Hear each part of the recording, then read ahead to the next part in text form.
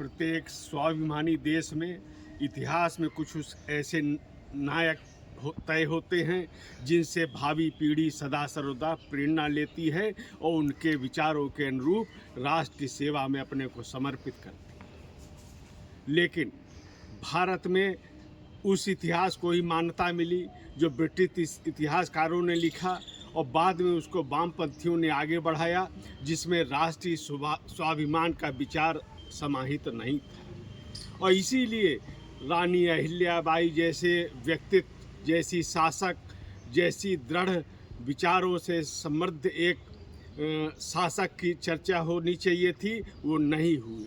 जो भारत के इतिहास में उनको सम्मान मिलना चाहिए था वो नहीं मिला, क्योंकि वो राष्ट्रीय स्वाभिमान का प्रेरणा देने वाला व्यक्तित्व था उनका। और इसलिए जो ब्रिटिश इतिहासकार, वामपंथी इतिहासकार, उन्होंने उनकी जानबूझकर अवहेलना की।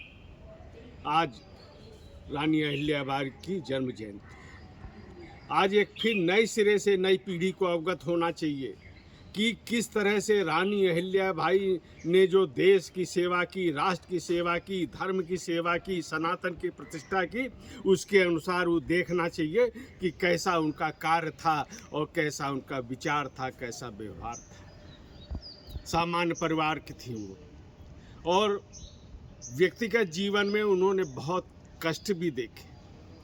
सामान्य परिवार से वो राजघराने में आई, मल्हारराव होलकर के पुत्रवधू बनी। लेकिन व्यक्तिगत उनका जीवन देखें तो उन्होंने अपने पति और अपने एकमात्र पुत्र को दिवंगत होते हुए देखा है।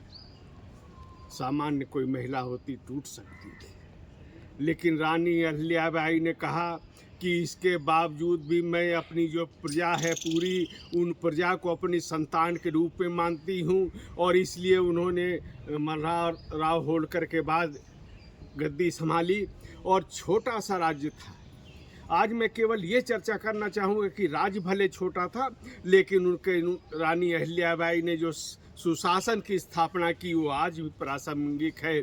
उन्होंने विदेशी आक्रांताओं से जिस प्रकार से मुकाबला किया, ब्रिटिश सत्ता को अपने मालवा राज्य में पांव पसारने नहीं दिया, आज उसकी चर्चा आवश्यक है। यानी सीमाएं सुरक्षित हों, सुशासन की स्थापना हो, सनातन का गौरव हो, यह उन्होंने ऐसा राज्य बना कर दिखाया। 28 वर्ष तक उन्होंने शासन किया, अवसर मिला उनको। 1767 में वो रानी बनी और 28 साल तक रही।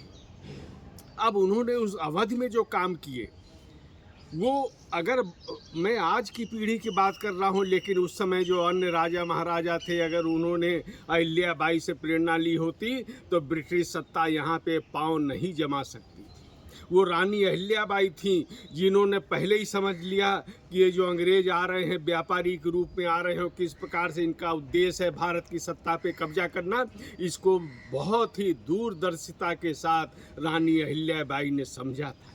और उनके राज्य में जब ब्रिटिश व्यापारियों ने अपना अड्डा जमाने का प्रयास किया तो महारानी अहिल्याबाई ने स्वयं जाकर उनका वो सारा कुछ जो स्थापित किया था उसको उखाड़ दिया। और उन्होंने बताया कि ये यहाँ केवल व्यापार करने नहीं आए हैं, ये धीरे धीरे भारत की सत्ता पर कब्जा करेंगे। ये एक दूरदर्शिता थी, वो रानी अहिल्याबाई की समझनी चाहिए। आप उस दौर का कल्पना करिए इतिहास के हिसाब से, कैसा दौर होगा। एक तरफ जो सनातन विरोधी सत्ताएं थी वो थी, एक तरफ हमारे आपसी राजाओं में जो आपसी फूट थी वो थी, और इसके बावजूद वो काशी से लेकर और सोमनाथ तक अनेक अनेक शिव मंदिरों का जीर्णोद्धार करती हैं, स्थापना करती हैं। यह उनका सनातन के प्रति उनकी निष्ठा है। और किस प्रकार से उन्होंने ये कठिन कार्य उस दौर में किया होगा, केवल आप उसकी कल्पना कर लीजिए। कितने लोग उनके विरोधी रहे होंगे, अपने भी विरोधी रहे होंगे और विदेशी भी विरोधी रहे होंगे। सबके साथ उन्होंने मुकाबला किया, कूटनीति से रास्ता निकाला, राजनीति से रास्ता निकाला, और इसलिए वो ऐसा कर सके। राजतंत्र की क्या पहचान है? वंश परंपरा, परिवारवाद। बेटा चाहे जैसा हो, राजा का पुत्र है तो वो आगे बनेगा, उसकी जय जयकार प्रजा करती है। रानी अहिल्याबाई ने जब उनके पुत्र जीवित थे उसी समय उनको दरबार में कह दिया था कि यह जो हमारा पुत्र है राजा बनने के लायक नहीं है, यह शासन यानी सर्वोच्च किसको माना? ये राष्ट्र को माना, सत्ता को माना, अपने राज्य को माना और अपने परिवार का हित बाद में। उन्होंने कहा कि उनका पितृ जनसेवा नहीं कर सकता है और इसलिए सत्ता में रहने लायक नहीं है। लेकिन ये बात अलग है कि वो पुत्र का उनका निधन हो गया और वो राजा बने, और इस आधार पे देखा जा सकता है। और इसी तरह इन्होंने विदेशी जो आक्रांता थे उनका मुकाबला किया, जो भारत में जमे रहने का प्रयास कर रहे थे उनको चुनौती दी।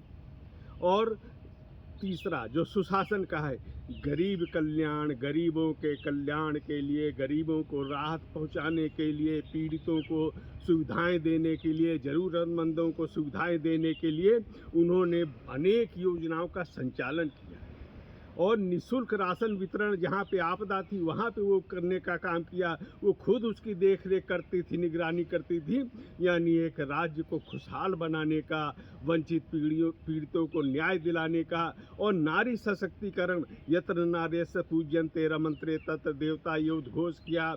वो नारी सशक्तिकरण की, नारी वंदन का स्वयं प्रतीक थी। और केवल इतना ही नहीं, उन्होंने उस युग में एक जो बटालियन थी, एक सेना की टुकड़ी थी, वो महिलाओं के लिए बनाई। महिलाओं की शिक्षा, महिलाओं को सैनिक प्रशिक्षण, इसके लिए उन्होंने काम किया।